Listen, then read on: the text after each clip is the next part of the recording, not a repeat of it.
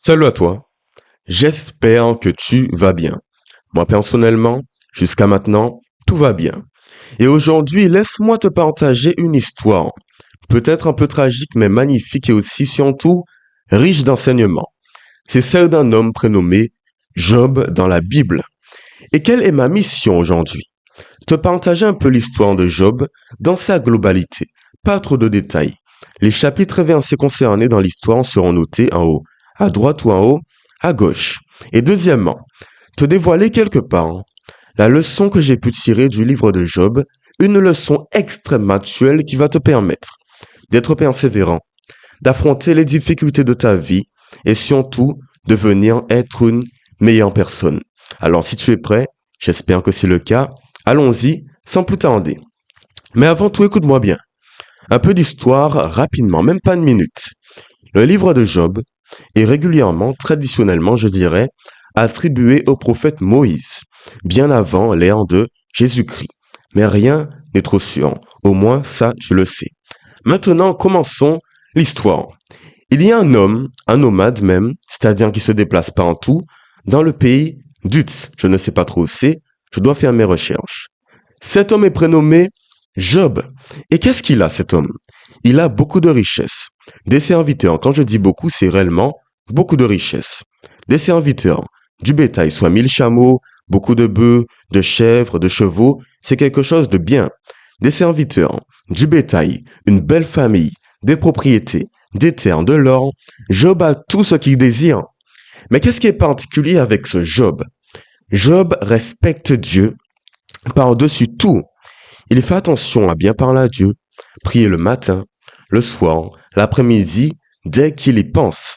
Et même quand ses enfants, parce qu'il a aussi de magnifiques enfants, il a été béni, font des conneries, pêchent, font de mauvaises actions, qu'est-ce qu'il fait Job?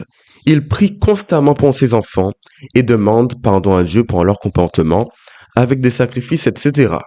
Alors Job est un homme respecté dans tout le pays, c'est un homme à succès qui en plus respecte Dieu. Quelque part là, perfection, tout le monde souhaite atteindre cela, en tout cas je l'espère. Et on continue un peu l'histoire. Vous savez, d'une façon ou d'une autre, Satan arrive à parler avec Dieu. Et là, Dieu dit ceci. As-tu vu mon serviteur Job? Il a du succès, il me respecte, il est respecté, il a un bon statut, et en plus il m'aime, c'est un bon serviteur. Là, Satan, un peu agacé, répond, très bien, mais ne penses-tu pas que c'est parce que tu as donné à Job ce qu'il désirait, du statut, une femme magnifique, une famille, tout cela, qui te respecte? Satan continue en disant, quelque part, je te garantis que si tu lui enlèves tous ses biens, ce qui lui tient à cœur, alors là, il va te maudire et t'abandonner en face. Là, Dieu dit, pas de souci. Peu de temps après, le drame s'abat sur la vie de Job. Il fait sa vie, et là, ses serviteurs sont tués par des brigands. Pareil pour son bétail. Une tempête surgit sur ses propriétés. La famille, du moins sa famille, est dans une maison. Elle meurt sous les décombres. Et comme par hasard, il y a seulement un survivant, un serviteur qui vient raconter la nouvelle à Job. C'est tragique. Donc, Job est passé d'un stade où il avait tout à rien du tout. Ok? Et là, comment est Job? Il est un peu dévasté.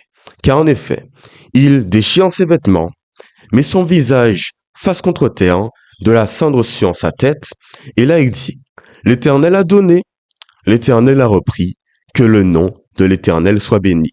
Et très peu de personnes, je vous le garantis, auraient réagi de cette façon.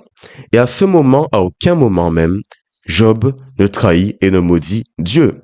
Là, de nouveau, Dieu parle à Satan en disant, tu as vu, même sans les biens, même sans le statut, même sans la gloire, Job reste fidèle. Là, Satan dit, ok, mais attends, peau contre peau, si tu touches à sa peau, en tout cas si tu me laisses le faire à sa santé, à sa vie, alors je te garantis qu'il va te maudire et t'abandonner en face. Là, Dieu lui dit, pas de souci, comme tu veux, mais, rappelle-toi, ne touche surtout pas à la vie de mon serviteur, soit Job. Peu de temps après, vous vous le dites logiquement, problème. En effet, Job attrape la lèpre. La lèpre, qu'est-ce que c'est? Une maladie de la peau qui à l'époque, comment dire, les personnes qui avaient cette maladie étaient considérées comme impures et ils n'avaient plus le droit de prendre part à la vie de la société. Et cette maladie les vouait quelque part à la mort, à la détresse, au drame, à la tristesse. C'est un gros problème et surtout au désespoir. Et c'est bien ce que Job a eu. Job était déjà très mal, mais là il est dévasté, défiguré, amaigri, une mauvaise apparence et là il se dit attends, pourquoi je suis né? Pourquoi je souffre autant? Mais rappelez-vous, à aucun moment même, il n'a pris l'initiative de trahir Dieu et de le maudire. Et vous savez quoi, même sa femme lui a dit, maudit Dieu et meurt. Donc Job était réellement dévasté, vous le comprenez, je l'aurais été aussi à sa place.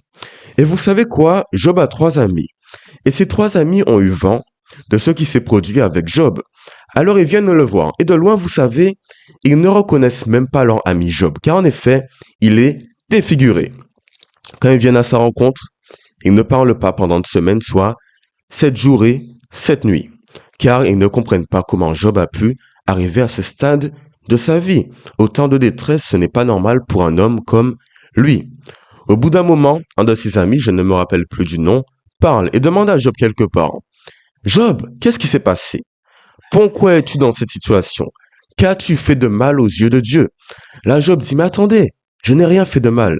Laissez-moi tranquille. Et vous savez quoi? J'étais un peu déçu en regardant l'histoire. Les amis de Job n'arrêtent pas de le critiquer. Quelque part, pardon, oui, démasquer ses erreurs, ses péchés. Et Job ne comprend pas car il n'est auteur d'aucune faute. Et au fur et à mesure du temps, les conversations s'enlissent et j'ai bien dit aucun accord n'est trouvé, malheureusement. Et Job se demande, attends, c'est mes amis? Là, je suis dans la difficulté, je suis seul, et quand ils viennent face à moi, c'est pour me critiquer, me faire du mal. Job est dans l'incompréhension. Et là, c'est le plus intéressant de l'histoire. Sachez que Dieu parle à Job et lui montre un peu sa toute-puissance. Il montre qu'il est le Dieu qui domine la nature, le monde, les choses de bien et les choses mal aussi. Il montre réellement sa toute-puissance à Job. Et Job à ce moment est un peu perdu, car il pensait qu'il était sage, Job. Mais non, Dieu est beaucoup plus supérieur à lui. Et quand Job a compris cela, parce que Dieu lui a posé des questions sur la vie, Job était dans l'incapacité de répondre. Pas étonnant. Et au fur et à mesure du temps, Dieu a expliqué un peu le plan qu'il avait pour Job, et Job, écoutez-moi bien, a été rétabli à ses fonctions, initiales, c'est-à-dire un meilleur statut social, il a récupéré son bétail en plus grosse quantité et qualité, nous le verrons plus tard, pareil pour sa femme, ses enfants, ses amis, ses serviteurs, tout est revenu à la normale. Et quant aux amis de Job, écoutez-moi bien, ils ont eu la chance d'être pardonnés car Dieu appréciait beaucoup Job. Alors Job a prié pour eux, a fait des sacrifices pour ses amis, ils ont pu être sauvés car normalement, ils étaient voués à l'échec, ils n'ont pas trop respecté Dieu et encore moins leur ami Job. Et ne quitte pas. Pourquoi te partager cette histoire? Laisse-moi te dévoiler la leçon en faisant un parallèle. Disons que dans la vie, nous sommes des Jobs à des intensités plus ou moins importantes. Sachez qu'en réalité, quand tu veux t'améliorer, tu as des projets, tu veux être une bonne personne, tu veux du succès, la vie est chaotique et elle ne va surtout pas, même si tu lui demandes de le faire, elle ne va pas t'épargner.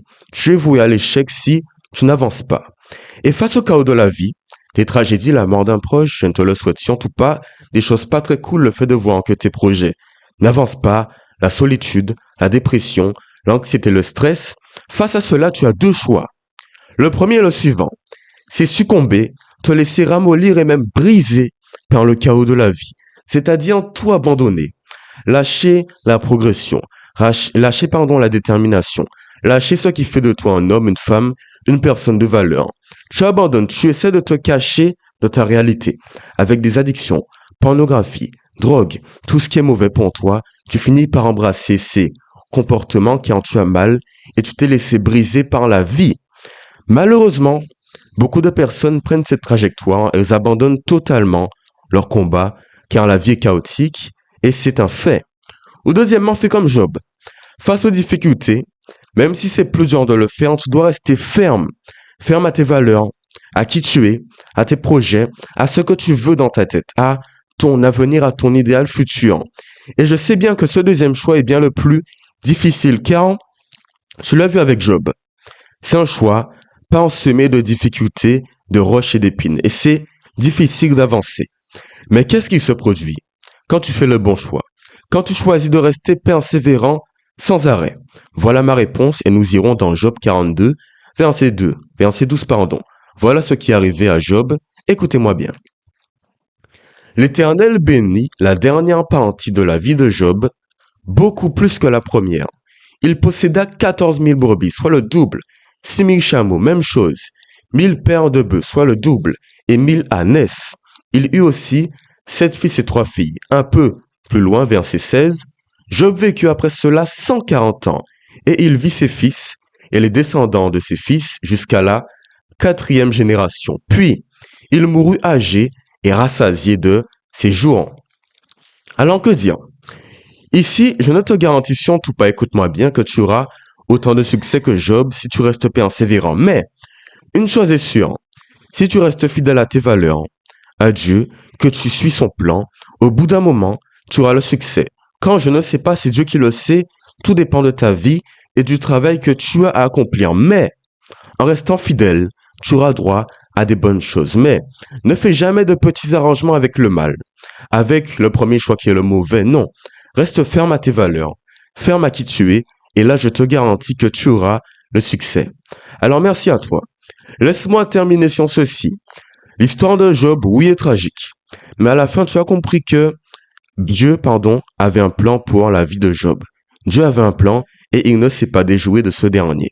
Alors toi aussi, fais confiance à Dieu et fais surtout le second choix, c'est-à-dire rester ferme à tes valeurs et à qui tu dois devenir.